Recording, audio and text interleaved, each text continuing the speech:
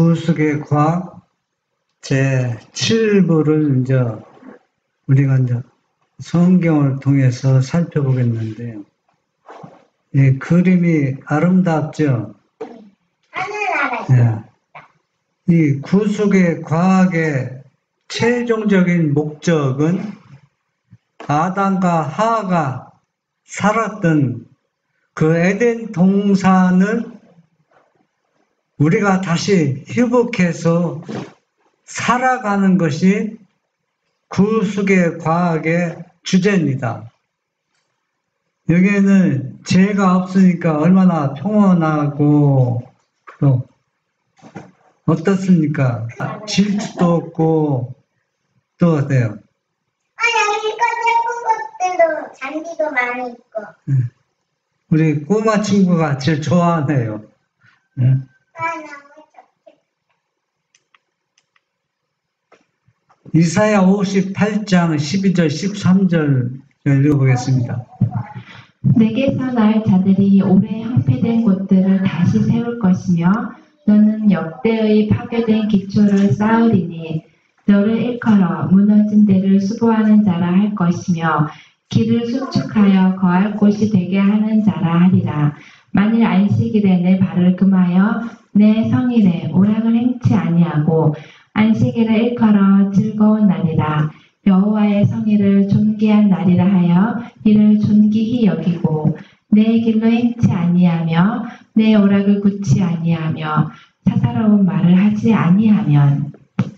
네, 여기서 보면은 네 개에서 날짜들이 오래 황폐된 곳들을 다시 세울 것이며 너는 역대 파괴된 기초를 쌓으리니 너를 일컬어 무너진 데를 수보하는 자랄 것이며 길을 수축하여 거할 곳이 되게 하는 자라 하리라. 이 말씀의 그 본질의 그 목적과 동기는 여러분이 어디에서 살고 있어요? 우리 꼬마 친구는 어디에서 살고 있어요? 지금 집에서 살고 있어요? 마당에서 살고 있어요? 밭에서 살고 있어요? 집이 만약에 무너졌으면 어때요? 마음 놓고 잠을 잘 수 있어요? 그러니까 안 그러면 고치거나 안 그러면 집을 새로 짓거나. 네, 고쳐야죠. 그러니까 여기에서 뭐냐면은 선지자가 우리에게 교훈을 주고자 하는 것은 하나님의 집이 어떻게 됐다는 얘기예요.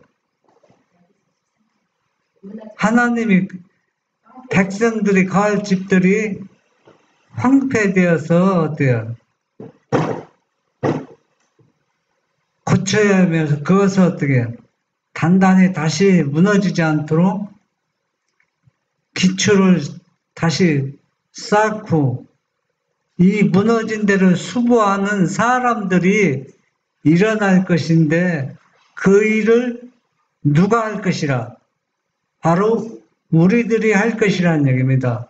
그런데 여기에서는 무너진 데를 수보하는 게 동기지만 최종적 마지막 백성들이 해야 할 목적은 바로 뭡니까? 아래 안식일을 회복하는 겁니다. 안식일이 어떻게 무너졌는가? 하나님이 채취해 주신 안식일과 오늘날 마지막 백성들이 맞이하는 안식일은 너무 차이가 납니다.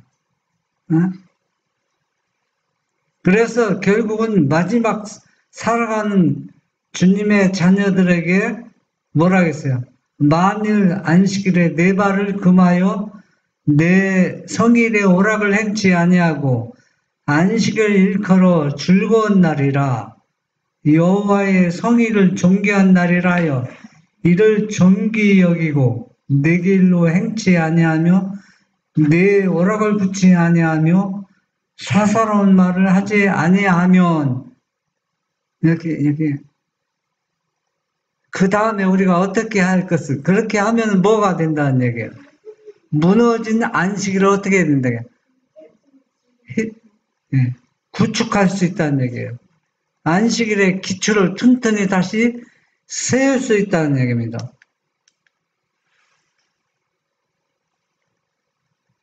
선지자와 677 수룹바벨과 에스라와 느헤미야의 지도하에 돌아온 방랑자들이 수행한 복구 사업과 개혁 사업은 이 세상 역사의 마지막 시대에 이루어져야 할 영적 회복 사업을 묘사한다.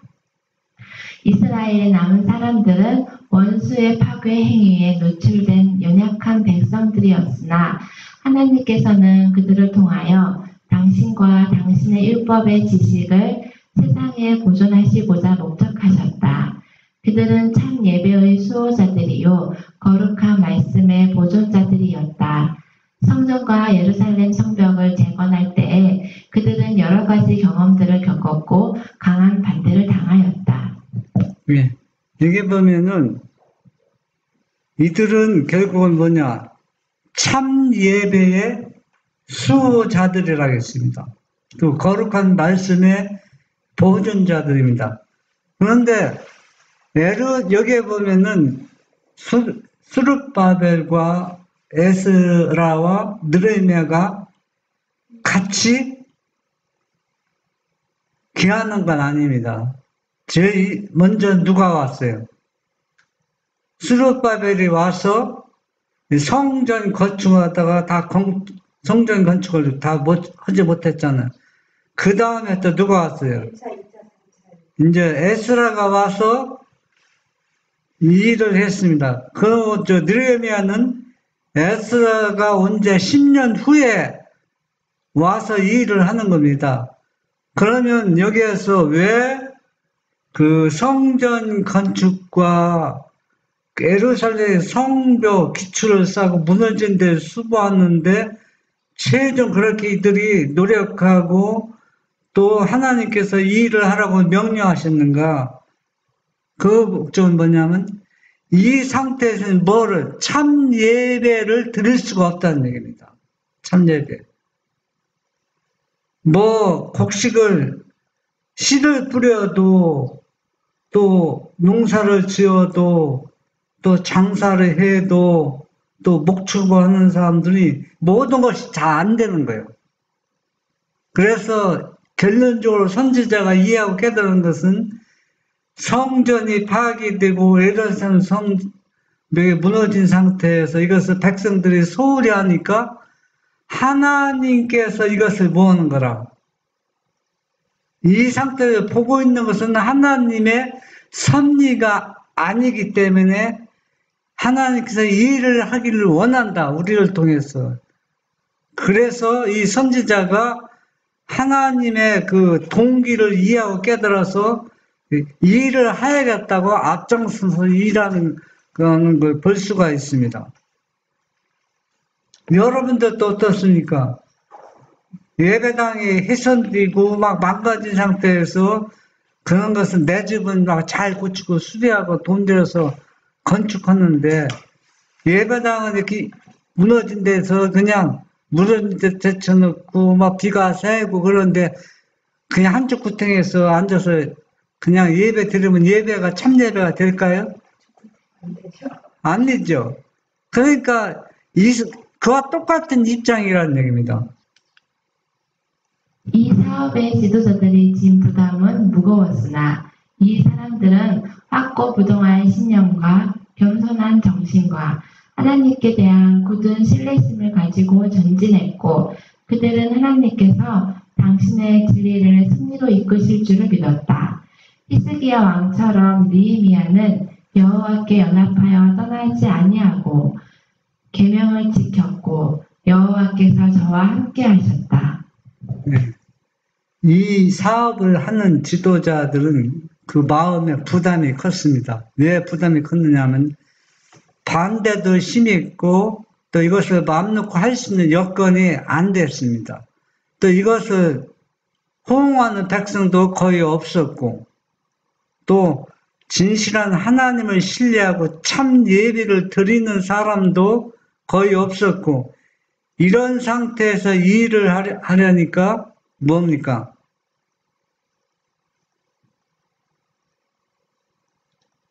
아무나 할 수 없는 겁니다. 그러니까 확고부동한 신념과 겸손한 정신과 하나님께 대한 굳은 신뢰심을 가지고 일을 하는데 누가 그렇게 했다는 얘기입니까? 히스기야가 하나님과 연합해서 그 일을 한 것처럼 이 느헤미야도 히스기야 왕처럼 뭡니까? 여호와께서 저와 함께 하신다는 그 보증의 약속의 말씀을 믿고 이 일을 했다는 얘기입니다. 느헤미야 시대에 진전된 사업이 상징하는 영적 회복은 다음에 이사야의 말에 그 윤곽이 그려져 있다. 그들은 오래 황폐하였던 곳을 다시 쌓을 것이며 예로부터 무너진 곳을 다시 일으킬 것이며 황폐한 성읍, 곧 대대로 무너져 있던 것들을 중수할 것이며 내게서 날 자들이 오래 황폐된 곳들을 다시 세울 것이며 너는 역대의 파괴된 기초를 쌓으리니 너를 일컬어 무너진 데를 수보하는 자라 할 것이며 길을 수축하여 거할 곳이 되게 하는 자라 하리라. 이사야 61장 4절, 58장 12절. 여러분 여기에서 봐서 왜 느헤미야가 이렇게 이 일에 몰두하고 이 일을 하려고 했느냐? 이미 이때는 성전이 완전히 재건축이 되었어요. 복구가 다 되었다는 얘기입니다. 이거는 예루살렘 성벽이 무너진 것을 지금 얘기하는데 성전이라면 우리가 이해가 되죠. 거기 안에서 예배드리고 뭐니까 장소이고 하나님이 임재하는 거룩한 장소인데 이거는 하나의 예루살렘 성벽을 무너진 데를 이걸 수축하려고 이렇게 신경을 쓰는 것은 그 이유가 무엇인가입니다. 그 이유가 무엇일까요? 그 안에 다 이루어져 재건축이 되어 있다는 얘기입니다. 지금 여기에는 성벽은 훼손된 게 재건축이 안 되고 보수가 안 됐잖아요. 그런데 문제가 이미 하나님과 연합한 사람이라고 했잖아요. 예? 연합한 사람이기 때문에 이 당시 사람들은 여러분 만약에 우리 꼬마 친구나 여기 계신 분들이 집은 잘 지어졌어요. 여러분 집만 가지고 살 수 있어요? 네? 성벽이라는 얘기는 여기 이 성 안에 있는 사람들이 불안한 겁니다. 언제든지 누가 침입할 수 있어요. 적군이 침입할 수 있고 이 성벽이 훼손된 거 그대로 있기 때문에 사람들이 이 성 안에 들어오려고 하질 않아요. 마음 놓고 예배 드리는 것도 불안하니까 같아요. 그러니까 이 성벽이 이 성 안에 있는 모든 사람들을 보호해 준다는 얘기입니다.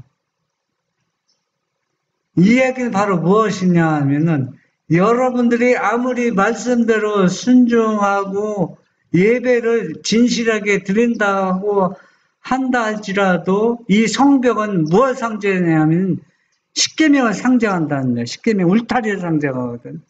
그러면 여러분들 십계명을 파괴시키고 순종하면서 교회 안에서 아무리 예배 잘 드리면 그 예배가 참 예배가 되느냐 안 된다는 얘기입니다. 그러니까 이 성벽을 무너진 데를 기초를 쌓고 다시 보수하는 것은 뭘 하는 거라는 얘기입니까? 우리 십계명에 주신 목적은 뭐라 했어요? 영혼들을 죽이는 목적이 아니라 영혼들을 어떻게 해요?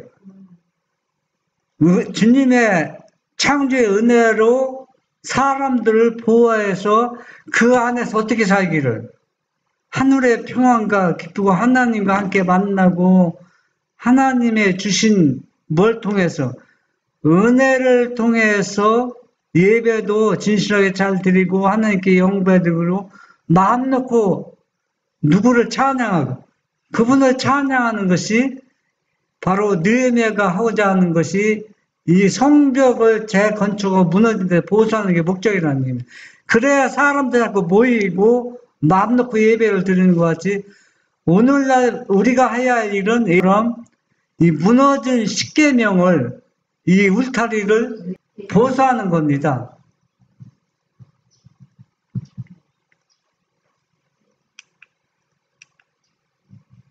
선지자는 여기서 진리와 의의 길에서 전반적으로 떠나는데 하늘나라의 기초인 원칙들을 회복하고자 노력하는 한 백성을 묘사한다.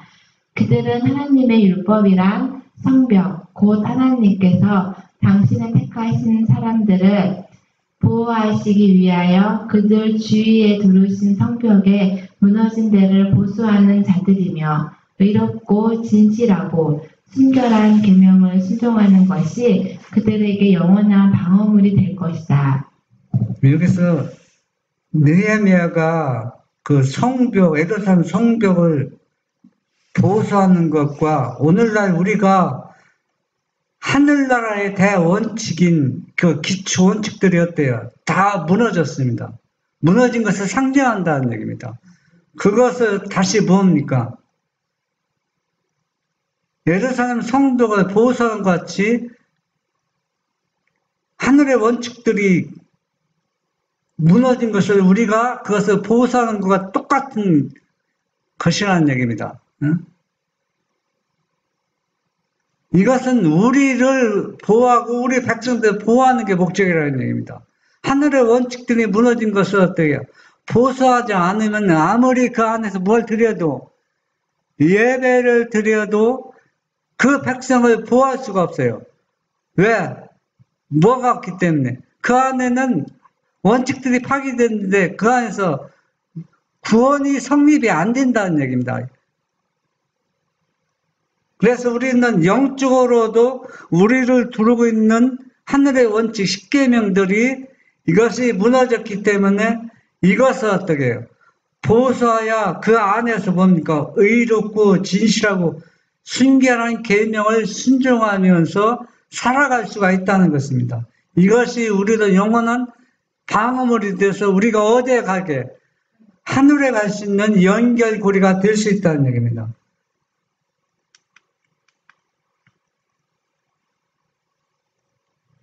오증언 321 하나님을 사랑하노라고 공언하는 그대들이여 그대들은 어디로 가든지 예수님을 모시고 가라. 그리고 옛날의 구조들처럼 그대들이 장막을 치는 곳은 어디든지 주님께 제단을 쌓으라. 이 점에서의 개혁, 깊어지고 넓어져야 할 개혁이 필요하다. 부모들이 개혁하고 목사들이 개혁할 필요가 있다. 그들의 가정에는 하나님이 필요하다. 그들은 시온의 황폐된 곳들을 쌓고 그 성문을 세우고 백성들을 보호하기 위하여 그 성벽을 튼튼하게 할 필요가 있다. 예. 성벽이 무너졌기 때문에 뭐 백성들이 어떻게 해요? 보호를 받지 못하잖아요. 그러니까 우리가 개혁을 딱 두 가지 하는 겁니다. 첫 번째 개혁은 뭐야? 내가 어디로 가든지 누구를 모시고 가라. 주님을 모시고 가라. 그래야 뭐가 보수가 되는 겁니까? 무너진 성벽을 보수가 될 수 있다는 얘기입니다. 그 다음에 뭐라 했어요 또? 제단을 쌓아라. 이것은 진실된 참된 대원칙 안에서 뭘 드려라? 참된 경배 예배를 드려야 된다. 그렇게 할 때 뭐가 무너진 그 원칙들, 그 계명들이 수축이 되고 이 계명들이 수축이 될 때 그 안에서 뭐가 보호를 받는 거야? 백성, 우리가 보호함을 받는다는 얘기입니다. 이것이 바로 그 성벽을 튼튼히 할 필요가 있다는 얘기입니다.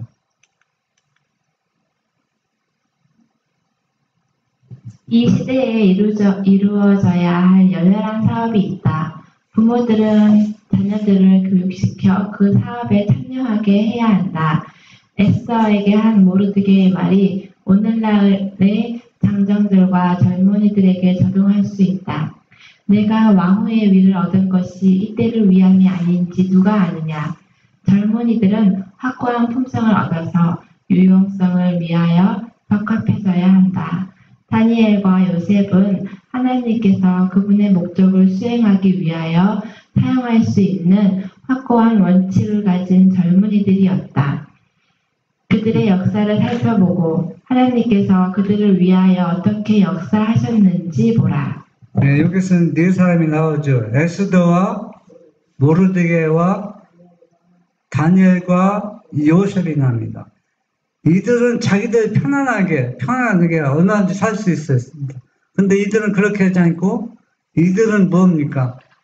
그 시대에 자기가 이 계획이 자기를 통해서 번역을 통해서 해야 할 일이기 때문에 자기 위치가 그렇게 확고하게 섰기 때문에 그 일을 하라는 얘기다. 오늘날도 모든 사람들이 이와 똑같은 정신으로 개혁 사업에 같이 동참하라는 얘기입니다.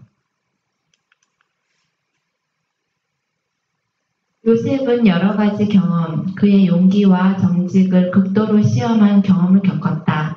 애굽으로 팔려간 후 그는 처음에 총애를 받고 큰 책임을 맡게 되었다. 그러나 갑자기 그의 편에 아무런 잘못 없이 그는 부당하게 송사를 받고 감옥에 들어갔다. 그러나 그는 낙심하지 않았다. 그는 하나님을 신뢰한다. 그의 마음의 목적과 그의 동기의 순결은 드러난다. 하나님의 눈이 그를 주목하고 하나님의 손이 그를 지도한다. 그리하여 우리는 그가 미국의 감옥에서 나와서 애굽의 왕위를 함께 나누는 것을 본다. 네.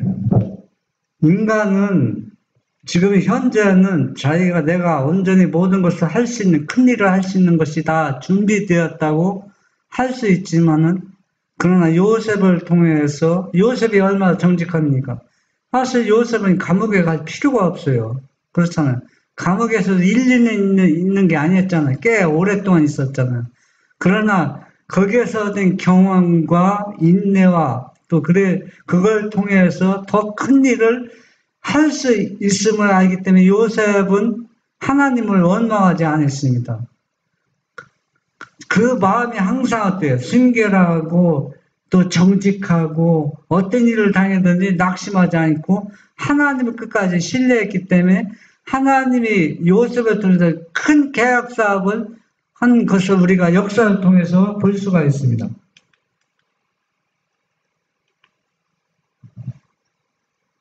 요셉의 파란만장한 생애는 우연한 것이 아니었다. 그것은 하나님의 섭리대로 된 것이었다. 그러나 어떻게 그가 확고한 품성과 정직과 지혜의 기록을 그처럼 남길 수 있었을까? 그것은 그의 초기에 있어서의 주의 깊은 훈련의 결과였다. 그는 일시적 기분보다는 의무를 염두에 두었다. 그 소년의 순결과 단순한 신뢰는 그 사람의 행위에서 열매를 맺었다.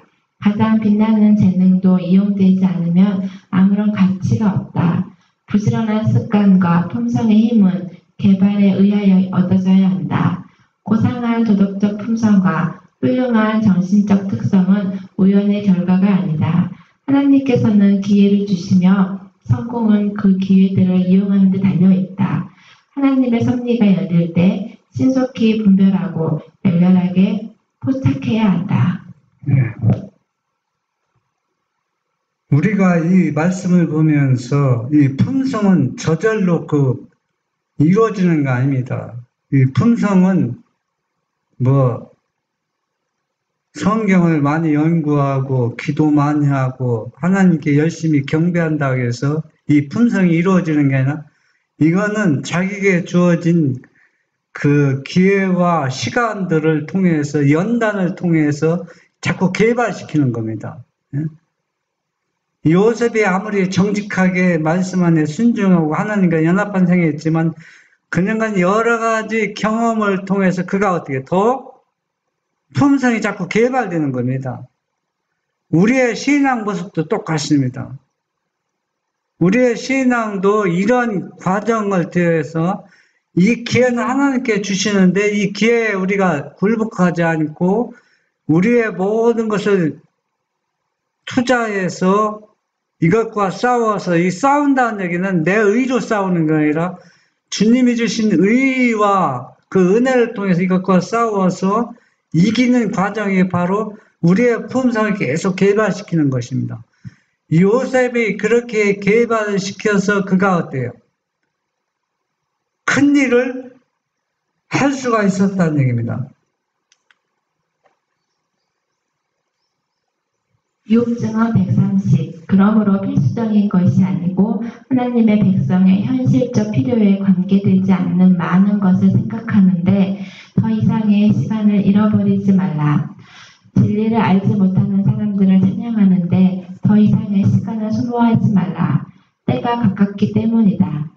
지금은 일반적으로 고등교육이라고 부르는 이론으로 정신을 빼앗길 시간이 없다. 심령을 그리스도와 같은 형상으로 동화시키는 경향이 없는 것에 받쳐진 시간은 내세를 위하여 많은 시간을 잃어버리게 한다. 매 순간이 영원한 이해관계를 가지고 있기 때문에 우리는 그렇게 할 수 없다. 오늘날 살아있는 사람들을 심판하는 큰 사업이 시작되려는 때에 우리는 성화되지 못한 야망이 마음을 점령하도록 허용하고 이 위기의 때에 필요를 채워주는데 요망되는 교육을 등한히 해야 할 것인가? 이 말씀은 많은 것이 함축되어 있습니다. 이 안에서는 여기 보면은 우리는 지금 시간이 많이 있다 없다 합니까?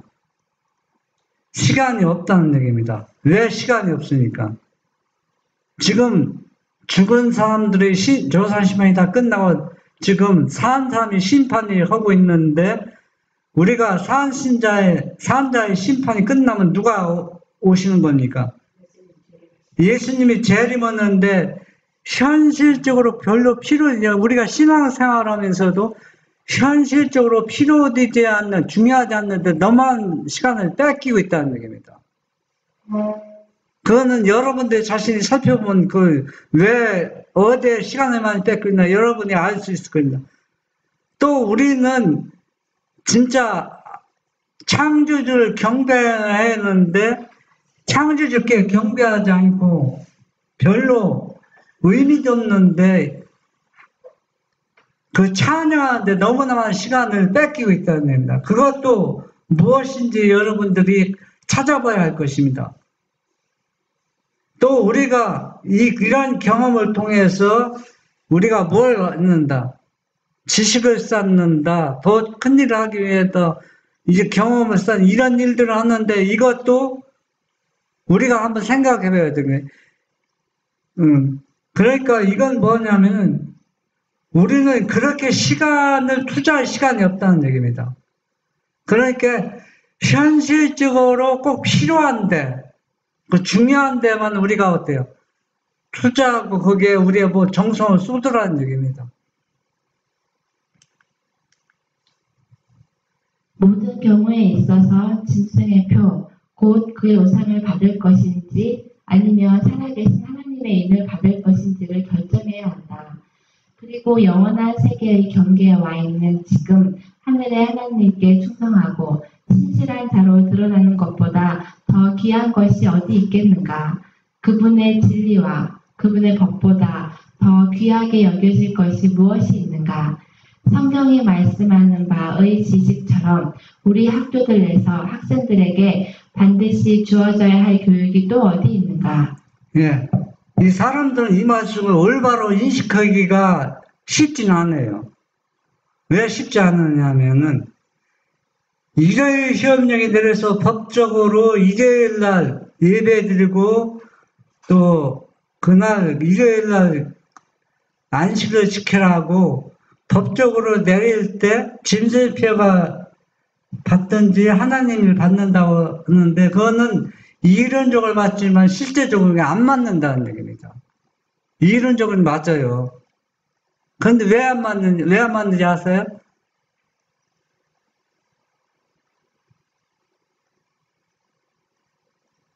우리가 모든 경우에 있어서 우리가 지금 짐승의 표를 받든지 지금 뭘 받든지 하나님의 일을 받든지 해야 된다는 얘기입니다. 이 얘기가 무슨 얘기인지 아세요?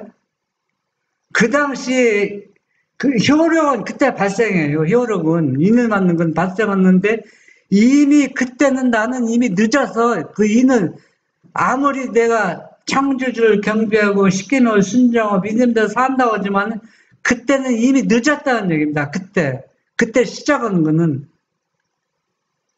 그러니까 지금이 내가 짐승의 표를 받든지 하나님의 인을 받으면 지금 결정이 될 수 있다는 얘기입니다. 그러니까 이 얘기는 벌써 무슨 얘기냐? 우리가 모든 말씀을 십계명 위에 서서 십계명 순종하고 진리 안에 붙여서 계속 그렇게 살아가는 과정이 이미 우리는 뭘 받고 있다는 얘기예요. 인을 받고 있다는 얘기입니다. 꼭 일요일 시험령이 내릴 때 인을 받는 것이 아니라는 얘기입니다. 그리고 또 그때 일요일을 섬기지 않고 예배드리지 않는 것이 짐승의 표를 받지 않는 것이 아니라는 얘기입니다. 이미 두 인은 지금 어때요? 결정이 되어가고 있다는 얘기입니다. 지금 내가 어떻게 믿음대로 사는가에 따라서 인을 받고 또 뭘 받는다는 얘기예요. 짐승의 표를 받는다는 얘기입니다. 우리는 여러 가지 학문에 대한 교육을 받을 기회를 제공해주는 많은 학교들이 있는 것을 안다. 그러나 우리는 이것보다 더욱 중요한 어떤 것을 요망한다. 참된 교육은 진리를 찾고자 하는 학문이다. 이것은 심령에 깊이 새겨져서 도처의 편만한 오류에 의해서도 지워지지 말아야 할 것이다. 셋째 천사의 기별은 진리요, 빛이요, 능력이다. 그러므로 그것을 전파하여 마음속에 올바르게 새겨주는 것이 우리 교회는 물론이요, 우리 학교의 사업이며 목사는 물론이요, 교사의 사업이다. 교육자로서의 위치를 수락하는 자들은 다니엘서와 요한계시록에 그처럼 분명하고 뚜렷하게 제시된 하나님의 계시의 뜻을 더욱 귀중하게 여겨야 한다. 네, 그러면 제가 여러분에게 질문하겠습니다. 셋째 천사의 기별이 뭡니까? 뭐예요, 셋째 천사의 기별이? 하나님의 분명과 예수님. 네. 또, 계시록과 다니엘서. 네. 계시. 이 셋째 천사의 기별은 줄여서 얘기하면은 안식일입니다. 안식일. 안식일 속에 누구를 경배해야 할지, 왜 안식일이 주어졌는지, 안식일은 모든 것을 모으는 겁니까? 회복하고 하늘에 뭘 주는 거예요? 평안과 기쁨을 주고 그분을 창조주를 만나는 날입니다. 그렇기 때문에 이 안식일을 올바로 지키고 준수하면 뭐에 빠지지 않아요. 오래도 빠지지 않고 우상 숭배하지 않고 뭡니까? 네? 그래서 이스라엘 백성들이 실패한 건 뭐냐면 그들이 안식일을 철저하게 지킨다고 했지만 그 안식일을 올바로 인식하지 못하고 지키지 준수하지 못했기 때문에 그들이 계속 뭡니까? 우상에 빠지고 네.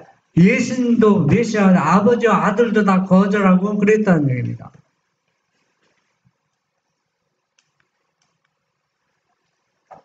복음전도 235 하나님의 인이 거부될 때 만일 진리의 빛이 그대들에게 제시되고 넷째 계명의 안식일이 증거되어 하나님의 말씀 가운데 일요일 준수에 대한 하등의 근거가 없다는 사실을 알려진 후에도 여전히 거짓 안식일을 고집하며 하나님께서 나의 성일이라고 부르신 거룩한 안식일을 지키기를 거부한다면 그대들은 짐승의 표를 받게 된다. 이 말, 다 계속 읽어보세요. 언제 이런 일이 일어날 것인가? 성경 가운데 일요일이 평범하게 일하는 날이라고 하는 것, 일하는 날이라는 것 외에 아무런 다른 말씀이 없는 것을 알면서도 그대들이 일요일에 일을 하지 않고 하나님을 경배하면 그대들은 짐승의 표를 받아들이기로 찬성하는 동시에 하나님의 인을 거부하게 되는 것이다. 네, 이들은 이미 결정이 되어 있는 겁니다. 그러니까 일요일이 안식일이 아니라는 것 이미 아는 사람들, 또 일요일은 그냥 평범한 날이고 일을 하지 않는 날이 아니라 일을 하지 않으면 뭐 십계명 위반하는 겁니다. 십계명 속에 넷째 계명은 6일 동안 넌 뭐라 했어? 힘써 일하라 했잖아요. 예? 모든 게. 집안에서 청소하는 것도 열심히 일하는 거거든요. 어린이를 교육하는 것도 일하는 겁니다. 예? 밭에서만 일하는 게 아니라 이것을 일요일 날은 그냥 평범한 일하는 날인데 안식일처럼 생각하면서 생각한다는 얘기요. 그런 사람들은 뭐냐? 그러니까 일요일 날 예배 드리는 거 똑같다는 얘기입니다. 그는 뭡니까? 하나님의 인을 받지 못하고 결국은 뭘 받고 있는 거예요? 이미 짐승의 표를 받는다는, 이미 이때 짐승의 표를 받는 겁니다. 그런데 이제 이걸 휘업령이 내리면 그때는 완전히 도장이 딱 찍히는 거죠, 이제.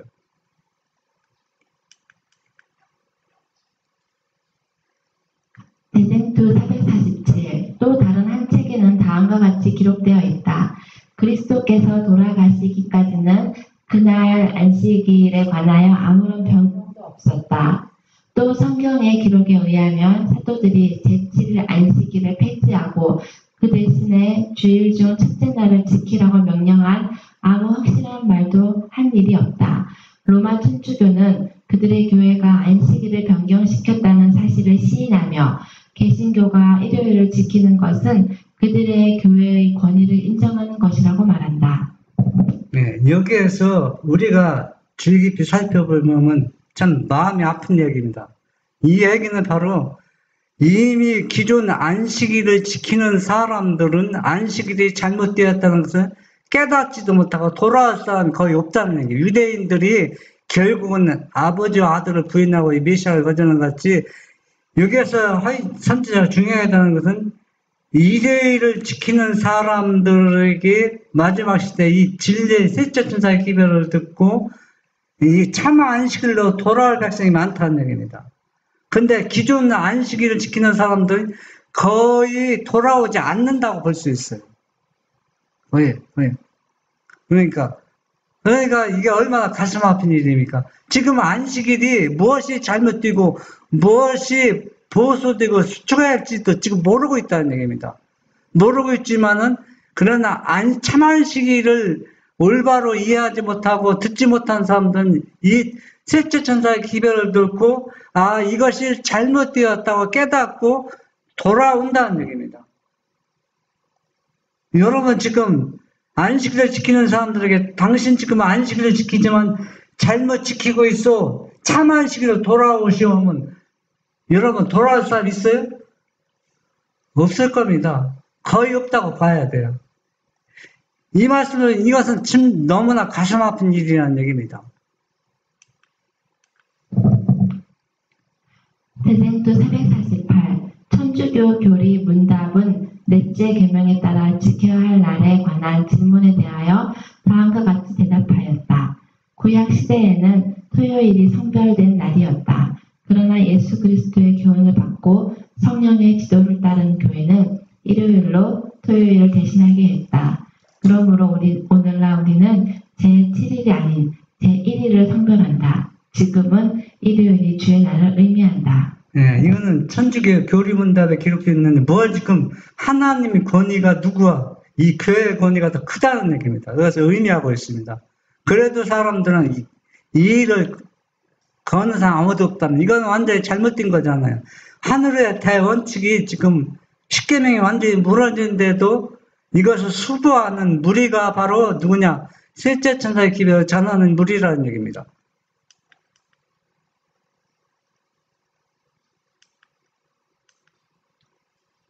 부조화 선지자 307. 안식일은 새로운 제도로서가 아니라 창조 때 이미 제정된 것으로 소개되었다.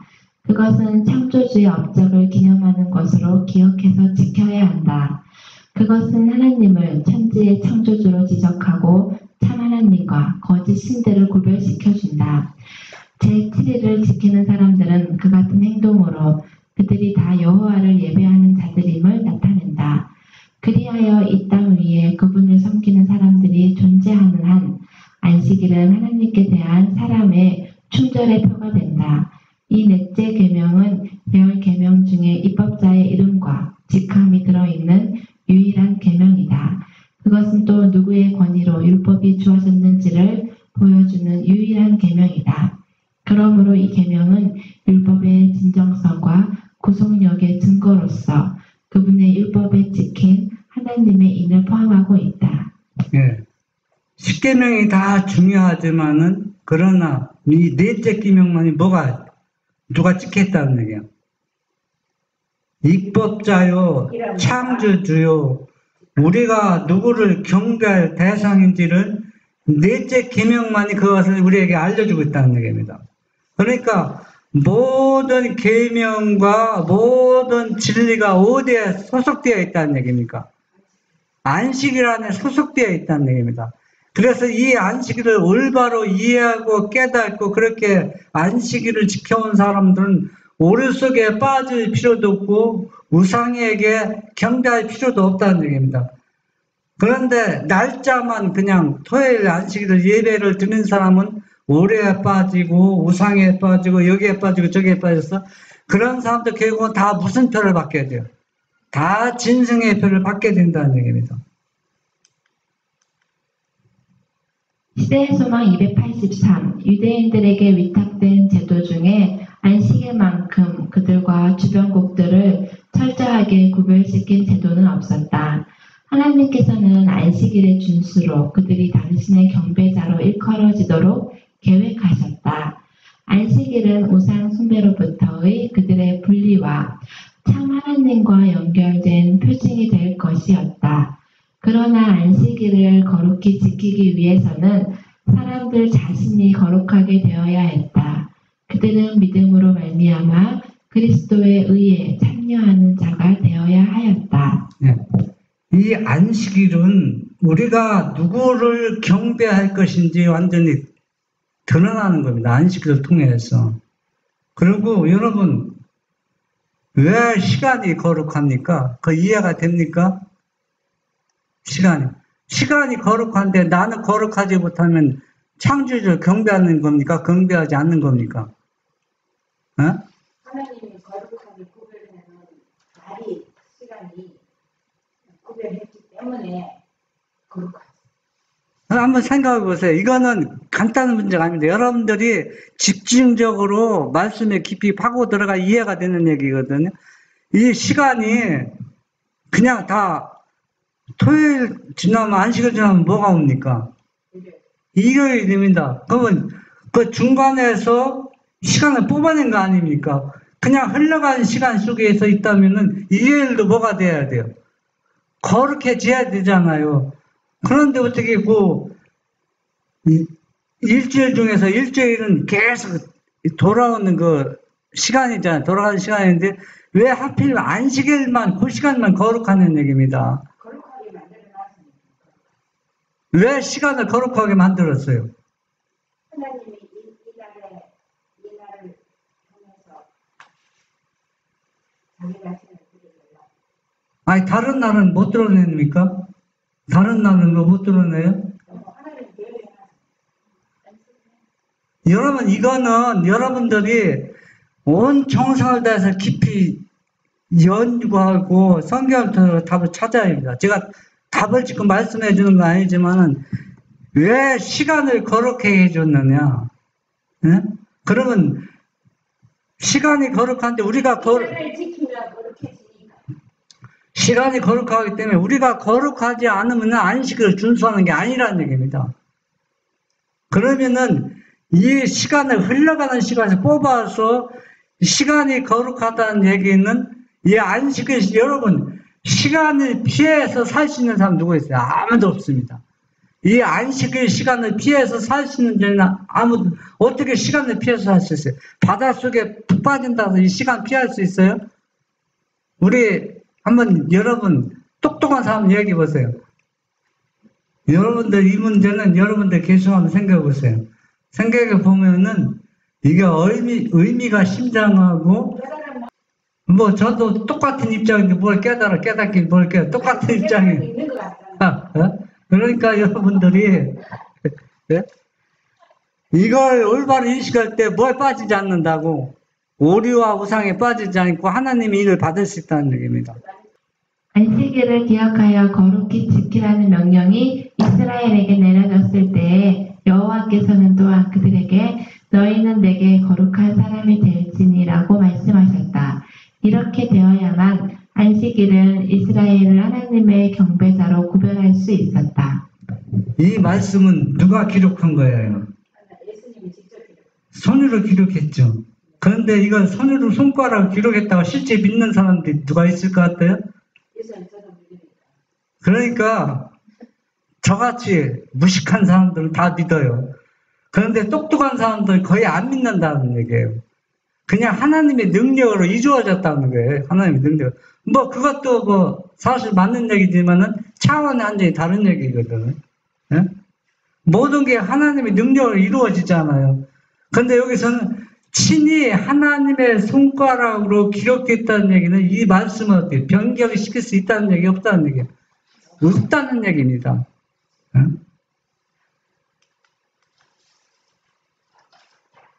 이스라엘서막 289 그리고 여호와께서는 만일 안식일에 내 발을 금하여 내 성일에 오락을 행치 아니하고 안식일을 일컬어 즐거운 날이라 여호와의 성일을 존귀한 날이라 하면 내가 여호와의 안에서 즐거움을 얻을 것이라고 말씀하셨다.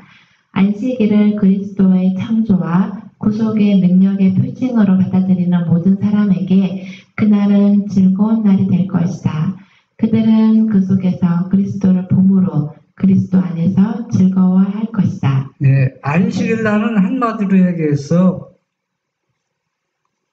다른 날과 완전히 다른 일, 세상 모든 일을 금하는 겁니다. 그러면 여러분 하나님의 성전을 건축하는데 이 거룩한 사업입니까? 세상 일입니까? 거룩한 일이에요? 세상 일입니다. 그 안에서 예배드리는 게 거룩한 것이지 건축하는 건 세상 일이에요. 예배당 짓는 건 거룩한 사업이기 때문에 안식일 날 뭐 해도 뭐가 성립이 된다. 죄가 성립이 안 된다는 얘기입니다. 그런데 선지자는 뭐가 얘기했어요? 그 안에서 예배드리는 건 거룩한 일이지만 성전 건축은 세상 일이라는 얘기입니다. 그러니까 여기에서 그 얘기하는 겁니다. 안식일에 내 발을 금하여 내 성일에 오락을 행치 않는 것은 세상 일을 다 뭐하는 거거든요. 하지 말라는 얘기입니다. 그러면서 뭐라 했어요? 생명과 관련된 것은 뭐 하라겠어요? 허락했잖아요. 안식일날 먹는 건 뭡니까? 생명과 관련되잖아요. 그래서 안식일은 그리스도의 창조와 구속의 능력의 표징으로 받아들이는 모든 사람들에게 무슨 날이 될 것이다? 즐거운 날이다. 왜 즐거운 날이냐면 여기에 안식일 속에 모든 진리가 포함되어 있다는 얘기는 여러분 아버지께서 아들 하나 있는 것을 내 죄를 가지고 내 대신 의인으로 죽는 것이 나 최고 뭐로 죽는 거예요? 예수님이. 악인으로 죽는 겁니다. 완전히 악인으로 죽는 것은 그러면 내가 거기에서 뭘 받았어요? 구속함을 받았기 때문에 안식일 날은 그것을 더 깊이 연구하고 더 느끼기 때문에 이 날은 더 즐거운 날이에요. 구속의 날이기 때문에 더 즐거운 날이라는 얘기입니다. 해야 되는 일은 그분께 영광 돌리는 해도 괜찮아요. 기도하고 말씀만 보는 게 안식일 지킨다. 되게 그렇게 지키는 사람들이 있는데 그것이 그러니까 그분께 영광 돌리는 건 다 안식일을 하죠. 그러니까 하는 얘기도 여러분들이 말씀으로 검증해서 받아들이고 버릴 건 버려야 된다는 얘기입니다.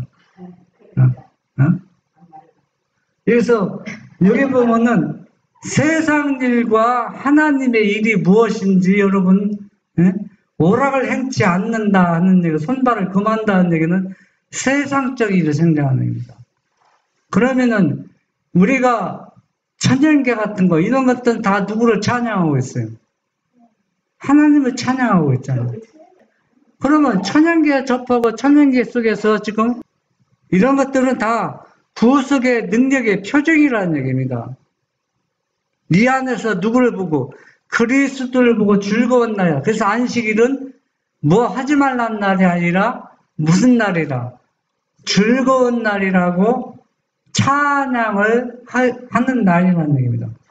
무슨 얘기냐면 안식일이라고 해서 딴 날은 하지 말라고 했으니까 그냥 집안에서 뭐 찬양만 하고 또 기도만 하고 말씀만 보는 그 자체가 안식일을 그렇게 준수하는 게 아니라는 얘기입니다.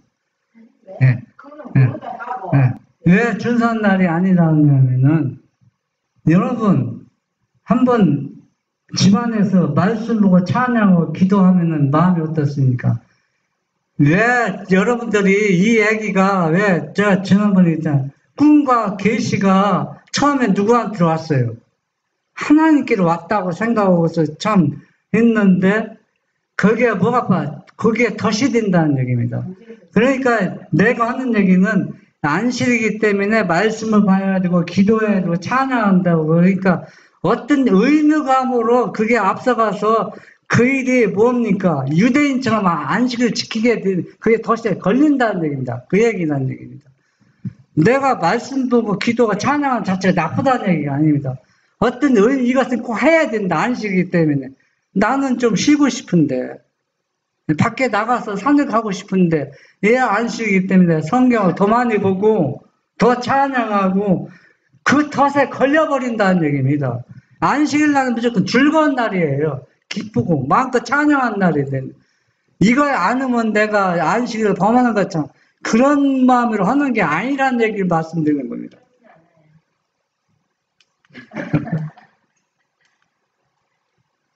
안식일은 그들에게 구속하시기에 능하신 그리스도의 권세의 증거로 창조 사업을 가리킨다. 안식일은 사람의 마음에 잃어버린 에덴의 평화를 상기시키는 동시에 구주로 말미암아 회복된 평화에 대하여 말해준다.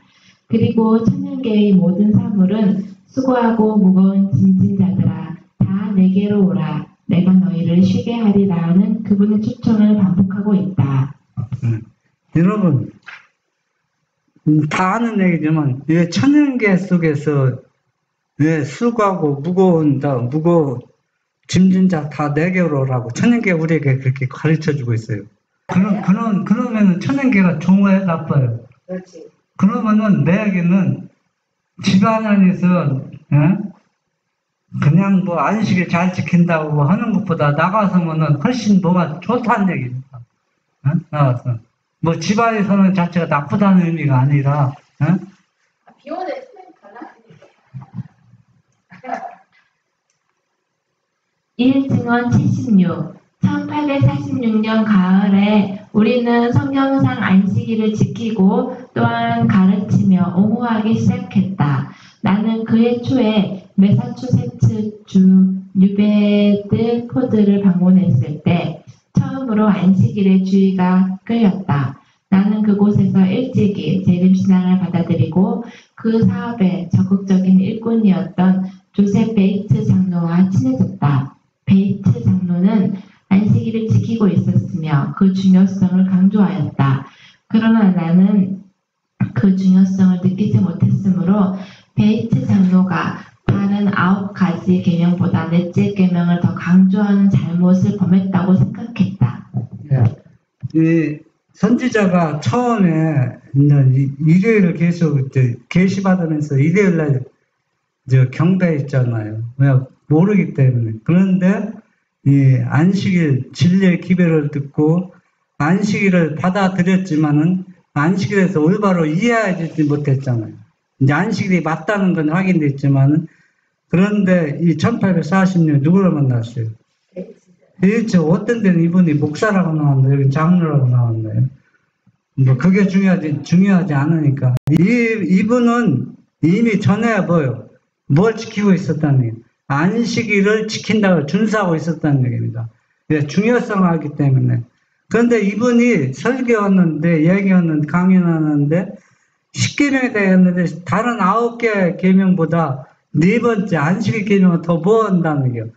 드러내고 더 중요하게 강조하는 것은 하이선지자가 그랬어요. 이것은 뭐한다? 편애하고 있다는 얘기입니다. 잘못을 하고 있다는 얘기입니다.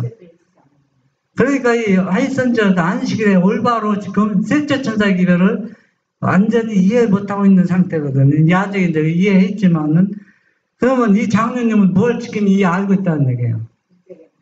셋째 천사의 기별을 확실히 알고 있다는 얘기예요. 그러니까 사람들이 이 셋째 천사의 기별이 안식이라는 자체도 사람들 잘 인식을 못하고 있어요. 왜 안식이 셋째 천사의 기별의 핵심인지도 잘 이해 못하고 있다는 얘기입니다.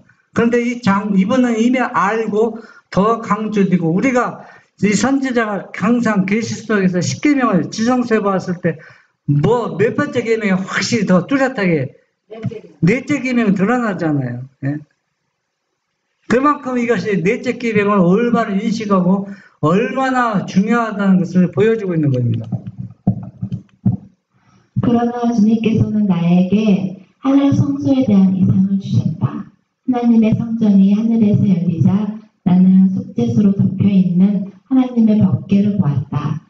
그 궤 양쪽 끝에는 두 천사가 섰는데 그들의 날개는 속죄소 위로 펼쳤으며 얼굴은 속죄소를 향하고 있었다. 나를 따르는 천사는 모든 하늘의 천군들이 하나님의 손가락으로 기록된 거룩한 율법을 존중하는 마음으로 바라보고 있음을 나타낸 것이라고 알려주었다.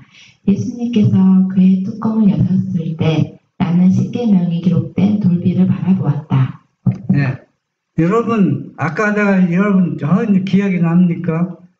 지금 찬양하는데도 뭐 하는데도 거기에 뭐가 없으면은 거기에 시간을 낭비할 시간이 있다겠어요, 없다겠어요? 지금 그러니까 이야기는 지금 이 문구는 계속 이게 지금 개혁을 지금 이루는 걸 계속 초점을 맞춘 거거든요. 개혁. 그러니까 여기에서 보면은 십계명을 계속 십계명을 보여주는 것은 우리가 하는 일에 이 십계명이 위배될 때는 우리가 하는 일을 보여. 하는 일이 아무리 하나님의 일이라도 그 일은 잘못되어 있다, 개혁해야 된다는 걸 지금 이야기하고 있는 겁니다. 네? 그러니까 그러니까 계속 십계명을 자꾸 보여주는 거는 계시통에 보여주는 것도 그거거든요. 내가 예배 드리고 있는 것도 이 십계명에 위배되면 그 예배를 어떻게 해야 돼요? 개혁해야 된다는 얘기입니다. 네? 그래서 이 모든 것은 너희가 구하라. 그럼 내가 주실 것이요. 그러면 그 다음에 뭐라 하겠어요? 네가 나를 사랑하면 뭘 지켜라? 계명을 지켜라 하겠습니다. 그리고 또 병자를 고쳐주고도 뭘 하겠습니까? 너희가 다시 뭐를? 죄를 범하지 말라는 뭘 준수하라는 얘기입니까? 계명을 준수하라는 얘기입니다. 그러니까 모든 일은 이 십계명을 통해서 그 안에서 이루어지고 성립이 된다는 얘기입니다.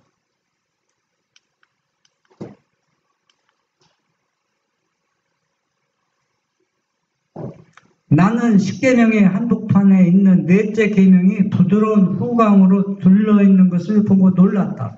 천사는 말했다. 그것은 10가지 계명 중에서 하늘과 땅과 그 가운데 있는 모든 것을 창조하신 하나님을 명확하게 밝혀주는 유일한 것이다. 세상의 기초가 놓였을 때 안식의 기초도 놓였다. 여러분, 내가 이제 질문하겠습니다. 지금 아버지 하나님 있죠? 아들 하나님 있죠? 그럼 성령 하나님도 있죠? 아니, 그러니까 있죠. 있다고 이제 믿잖아요. 이제 많은 사람들이. 그러면은 이 중에서 내가 이 세상을 창조했다고 주장하면은 창조한 사람은 딱 한 사람 있다고 생각해요. 한 존재가 있는데 전부 다 내가 창조했다면 그거 구별할 수 있는 게 방법이 있어요? 여러분 한번 얘기해 보세요. 뭘 구별할 수 있어요? 아니, 지금 서로가 주장하는 겁니다. 내가 이 세상을 창조했다고. 지금 제가 예를 들어서 얘기하는 겁니다. 그런데 넷째 계명은 그것을 확실히 뭘 하고 있다는 거.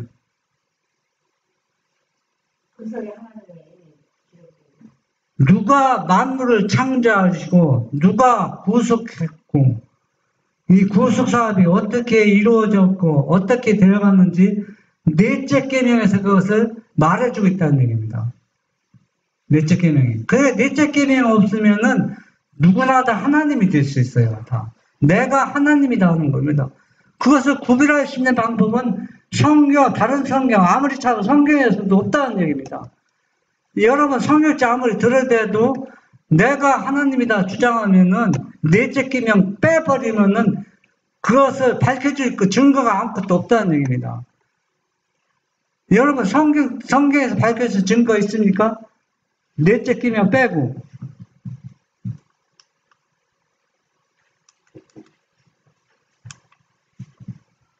없습니다. 성경을 아무리 많은 아는 사람이랄지라도 그것을 찾을 수 있는 방법은 없다는 얘기입니다.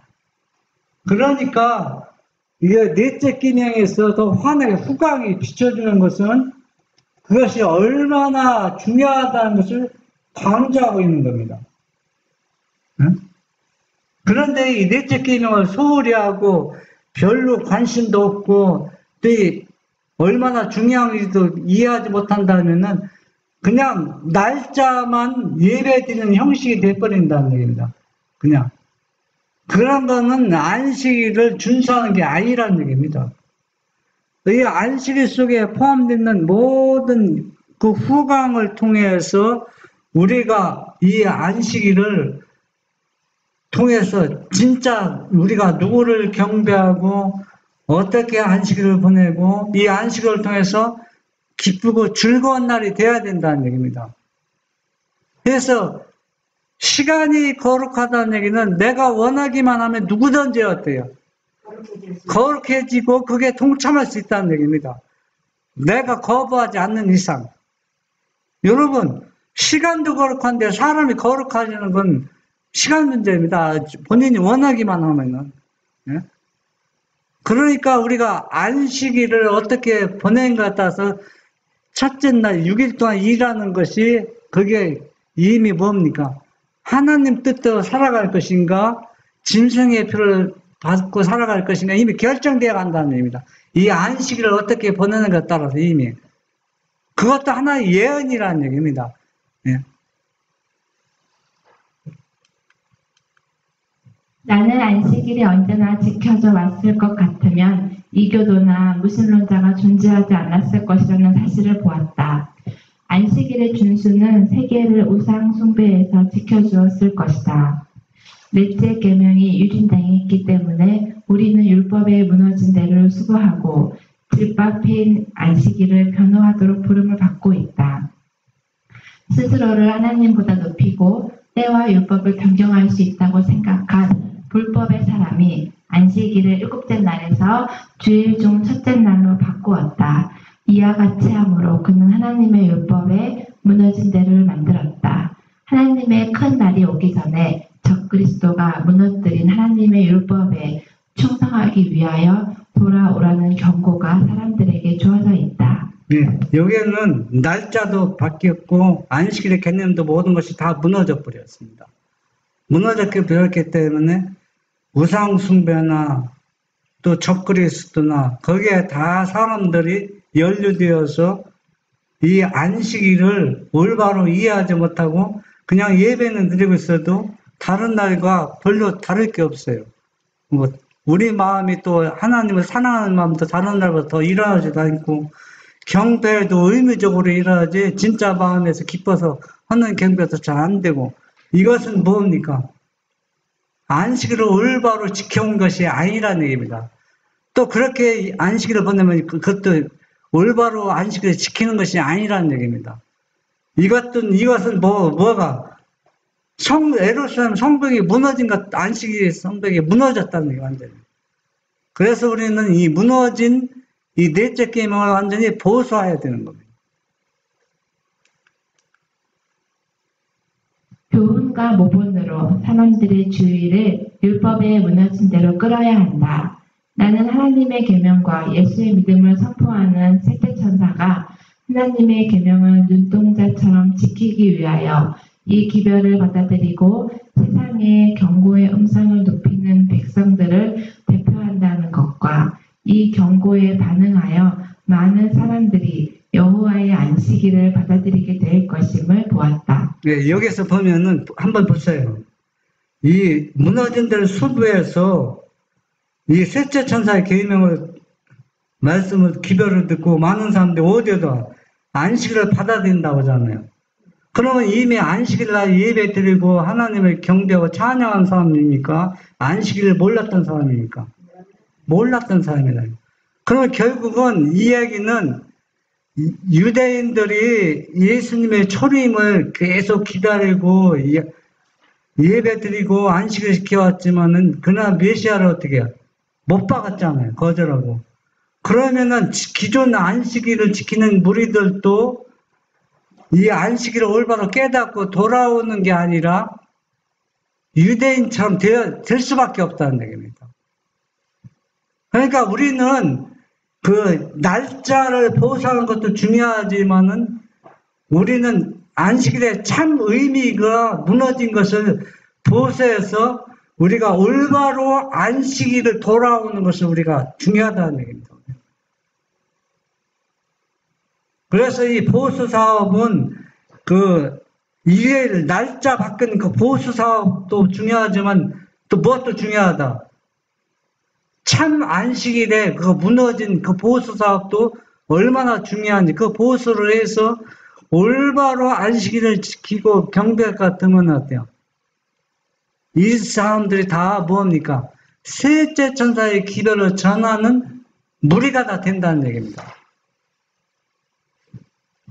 그래서 우리는 세상의 경고의 음성을 높이는 백성들을 대표한다는 것과 이 경고에 반응하여 많은 사람들이 여호와의 안식을 받아들이게 될 것을 보고 우리는 지금 우리의 기별을 듣고 돌아오는 사람이 있지만 그러나 이 예언이 되었잖아. 뭐잖아. 많은 사람들이 이 셋째 천사의 기별을 듣고 안식일을 받아들일 것을 믿고 우리가 계속 요셉처럼 끈질기게 정직하게 순전하게 말씀대로 순종해서 우리의 품성이 더욱 예수님을 닮아가서 이 위대한 사업을 끝까지 이루는 모든 분들이 되시기를 바랍니다.